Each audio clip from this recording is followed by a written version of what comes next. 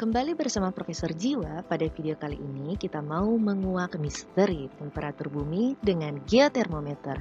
Langsung saja kita simak videonya. Nah, pada tahun 1982, manusia pernah mencatat suhu terpanas inti bumi adalah 5 juta derajat Celcius. Wow, apakah ini berarti sama dengan suhu di neraka? Tentu saja saya tidak tahu, karena saya juga belum ke sana. Namun, menurut Kubala dan kawan-kawan, suhu inti bumi berkisar antara 5.000 sampai 7.000 derajat Celcius. Atau kalau diestimasi nih, setara dengan suhu permukaan matahari. Padahal kan jarak antara bumi ke inti itu sekitar 6.370 km. Kok bisa sih para saintis itu tahu suhu bumi itu berapa? Wah, jangan-jangan mereka menggunakan ilmu nujum nih untuk menembus bumi. Tentu saja juga tidak. Ternyata dalam ilmu geosains, bumi juga punya termometer loh. Nah, apakah ini berarti termometernya ditusukkan ke inti bumi? Tentu saja tidak. Termometer bumi ini dinamakan geotermometer. Tapi berbeda ya dari termometer yang sering digunakan oleh dokter untuk mengukur temperatur secara langsung.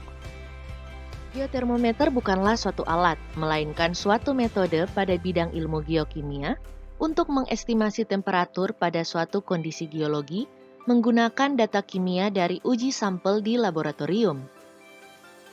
Nah, pada bidang panas bumi, khususnya sistem bertipe hidrotermal, metode geotermometer yang sering digunakan adalah geotermometer fluida. Geotermometer fluida ini menggunakan dasar prinsip solubilitas maupun kesetimbangan mineral dengan fluida hidrotermal di reservoir yang bergantung pada kondisi temperatur. Sampel fluida hidrotermal yang digunakan diperoleh dari manifestasi panas bumi seperti mata air panas, gas yang dikeluarkan oleh fumarol, maupun sampel fluida air dan gas dari sumur panas bumi jika telah dilakukan kegiatan pemboran. Selain itu perlu diingat bahwa komposisi fluida hidrotermal akan dipengaruhi oleh berbagai macam proses fisika dan kimia saat mengalir dari reservoir ke permukaan. Sehingga pemahaman secara terintegrasi di bidang geosains hingga termodinamika harus diterapkan secara komprehensif dalam menggunakan metode ini.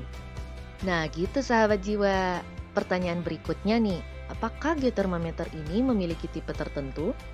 Secara umum, geotermometer ini dapat kita bagi menjadi 3 kelompok besar, yaitu geotermometer air, kedua geotermometer gas, dan ketiga geotermometer isotop dengan prasyarat dan limitasi yang berbeda-beda. Oh gitu, terus bedanya apa sih? Tentu saja sampel dan metodenya berbeda. Di samping itu, dalam prosesnya sendiri perlu diperhatikan bahwa teknik pengambilan, analisis lab, dan proses kontrol kualitas harus menggunakan standar ilmiah. Geotermometer tersebut juga dihasilkan melalui pendekatan empiris, analisis laboratorium, persamaan matematis, dan juga machine learning.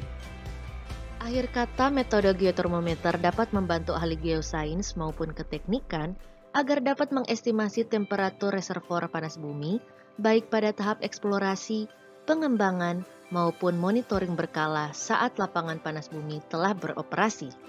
Nah, masih penasaran nggak? Apa sih perbedaan dari ketiga metode geotermometer tersebut? Metode mana yang harus kita gunakan untuk dapat mengestimasi temperatur reservoir? Atau sahabat jiwa masih penasaran dengan topik-topik di bidang lainnya? Tonton terus videonya di Jiwa Learning, Fuel Your Mind in 5 Minutes.